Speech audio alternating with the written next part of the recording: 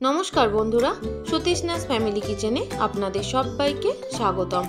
आमार आजकेर रेसिपि यदि आपनादेर भालो लेगे थाके ताहले अवश्यई एकटा लाइक करे देबेन, एकटा कमेंट करे जानाबेन।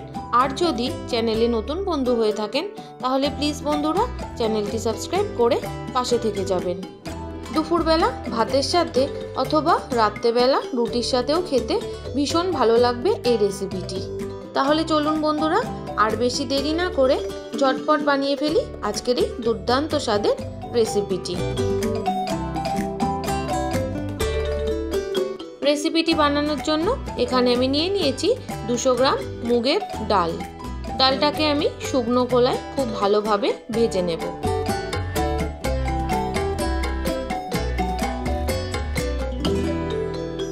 এই ডালটা আমি শুকনো কলাই ভাজছি, তবে আপনারা যদি চান তেল দিয়েও ভাজতে পারেন অথবা ঘি দিয়েও ভেজে নিতে পারেন। ডালটা কিন্তু খুব বেশি লাল লাল করে ভাজবো না, হালকা হালকা লাল লাল হবে তখনই আমি ডালটা নামিয়ে নেব।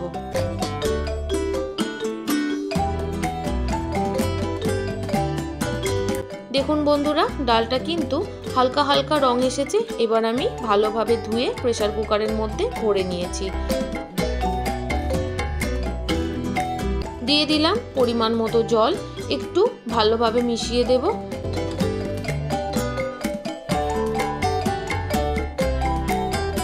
মেশানো হয়ে গেছে, এবার আমি দিয়ে দেব পরিমাণ মতো হলুদ। এবার ঢাকনা আটকে দিয়ে 2 থেকে 3টে সিটি দিয়ে নেব।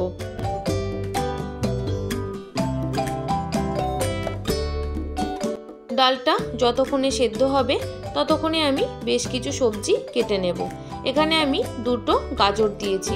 গাজরগুলো আমি একটু ডুমডুম করে কেটে নিচ্ছি, তবে আপনারা চাইলে আপনাদের পছন্দ মতো ডিজাইন দিয়েও কাটতে পারেন। আর খুব ছোট ছোট করে কিন্তু আমি গাজরগুলো কেটে নেব।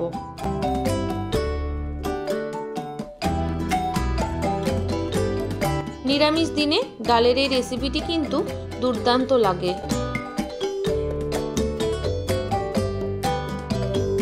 সবগুলো গাজরকেই আমি এরকম ছোট ছোট টুকরো করে কেটে নেব। এবার আমি কেটে নিচ্ছি বিনস। এখানে আমি 100 গ্রামের মতো বিনস নিয়েছি। বিনসগুলোকেও আমি ভালোভাবে ছোট ছোট করে কেটে নিচ্ছি।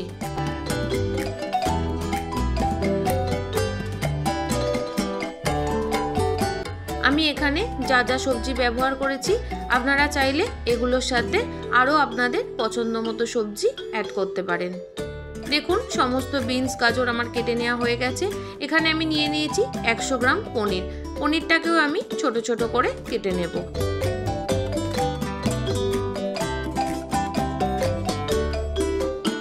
যে সকল বন্ধুরা প্রত্যেক দিন আমার ভিডিওর সাথে সম্পূর্ণভাবে জুড়ে থাকেন তাদের সবাইকে জানাই অনেক অনেক শুভেচ্ছা, অনেক ভালোবাসা। আর যে সকল বন্ধুরা আজ আমার চ্যানেলে নতুন এসেছেন প্লিজ বন্ধুরা রেসিপিটি যদি ভালো লেগে থাকে তাহলে অবশ্যই কিন্তু সাবস্ক্রাইব করে পাশে থেকে যাবেন।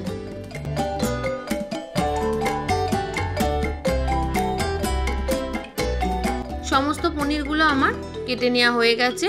ঝালের জন্য এখানে আমি 4টে কাঁচা পাকা লঙ্কা নিয়েছি। ঝালটা আপনারা আপনাদের স্বাদ অনুযায়ী কিন্তু দিয়ে নেবেন। লঙ্কাগুলো আমি একটু মাঝখান থেকে চিড়ে দিচ্ছি। সমস্ত সবজিগুলো কাটার পর আমি আপনাদের একবার দেখিয়ে দিলাম। এখানে আমি নিয়ে নিয়েছি 150 গ্রাম মটরশুঁটি। কড়াইতে সরষের তেল আগে থেকেই গরম করে নিয়েছি। এবার আমি দিয়ে দিলাম 1 মুঠো চীনা বাদাম। চীনা বাদামটাকে আমি একটু ভালো করে ভেজে নেব।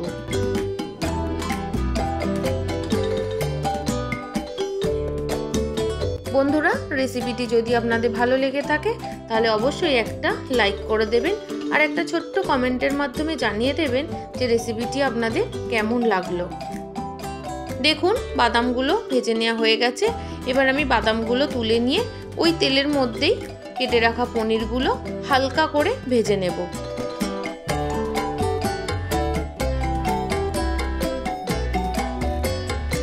পনিরগুলো আমি হালকা করেই ভেজে নেব, কারণ পনিরগুলো খুব বেশি ভাজা হয়ে গেলে খেতে খুব একটা ভালো লাগে না।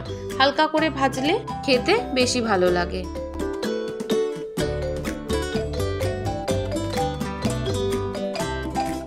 বন্ধুরা নিরামিষ মুগ ডালের এই রেসিপিটি আপনারা কারা কারা বানিয়েছেন অবশ্যই কমেন্ট করে জানাবেন। আর যারা যারা এখনো পর্যন্ত বানাননি তারা কিন্তু অবশ্যই একবার বানাবেন, আর কেমন লাগলো সেটাও কিন্তু জানাতে ভুলবেন না।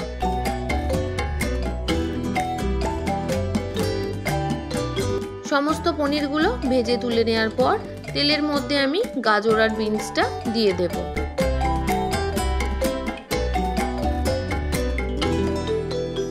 সমস্ত গাজর আর বিনসগুলো দেওয়া হয়ে গেল। এবার আমি ভালো করে ভেজে নেব।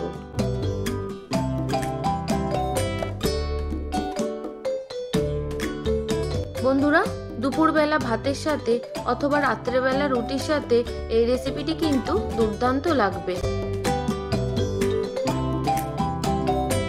2 মিনিট মিডিয়াম আঁচে ভালোভাবে ভেজে নেওয়ার পর দিয়ে দিলাম অল্প একটু নুন। নুনটা দিলে সবজিগুলো তাড়াতাড়ি নরম হয়ে যাবে। এবার খুব ভালো করে ভেজে নেব।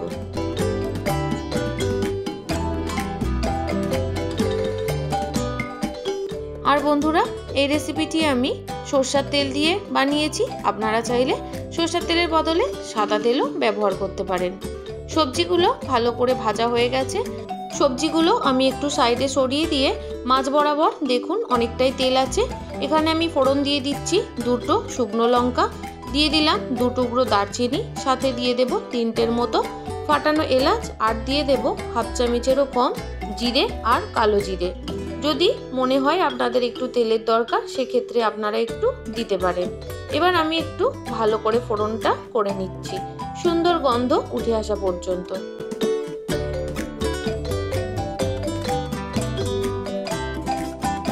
এক মিনিটের মতো আস্তে আজে ফোড়নটা করে নেওয়ার পর দিয়ে দিলাম 1 চামচের মতো কোচানো আদা, তবে আপনারা এখানে আদার পেস্টও ব্যবহার করতে পারেন।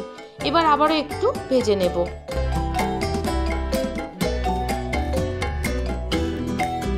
এবার ফোড়নের সাথে সমস্ত সবজি ভালো করে মিশিয়ে দিয়ে আবারও 1 মিনিটের মতো ভেজে নেওয়ার পর ডালটা দিয়ে সবজির সাথে মিশিয়ে দিয়েছি।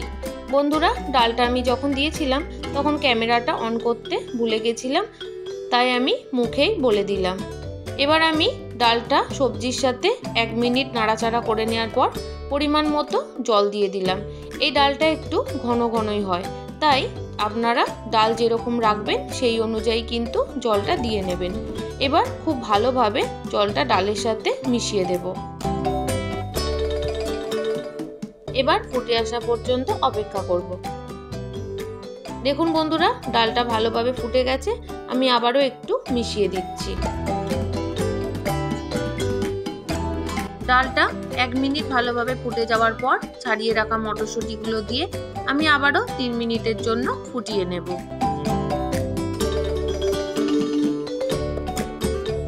বন্ধুরা, বারবার করে একটু নাড়াচাড়া করে দিতে হবে, যেহেতু এটা একটু ঘন ঘন ডাল হবে, তাই যেন নিচে লেগে না যায় তার জন্য বারবার করে নাড়াচাড়া করে দিতে হবে। দিয়ে দিলাম স্বাদ অনুযায়ী নুন আর চিড়ে রাখা কাঁচা পাকা লঙ্কা। এবার আবারও একটু ফুটিয়ে নেব, সাথে একটু নাড়াচাড়া করে দেব। বন্ধুরা, রেসিপিটি ভালো লাগলে অবশ্যই কিন্তু একটা লাইক করতে ভুলবেন না। 3 মিনিটের মতো ফুটিয়ে নিলেই কিন্তু মটরশুঁটিগুলো মোটামুটি সেদ্ধ হয়ে যাবে। তারপর আমি দিয়ে দিলাম চীনা বাদাম আর ভেজে রাখা পনির, সাথে দিয়ে দেব স্বাদের ব্যালেন্সের জন্য অল্প একটু চিনি। আপনারা যদি চিনি ব্যবহার করতে না চান চিনিটা স্কিপও করতে পারেন, আবার চিনির বদলে অল্প একটু গুঁড়ো ব্যবহার করতে পারেন।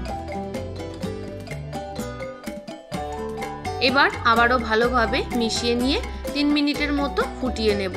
দেখুন বন্ধুরা, ডালটা কিন্তু অনেকটাই পরিমাণে কমে গিয়ে ঘন হয়ে গেছে। ঠান্ডা হওয়ার সাথে সাথে ডালটা কিন্তু আরও ঘন হয়ে যাবে, তাই আমি আর ডালটা কমাবো না। এবার আমি দিয়ে দিলাম 1 চামচের একটু কম ঘি।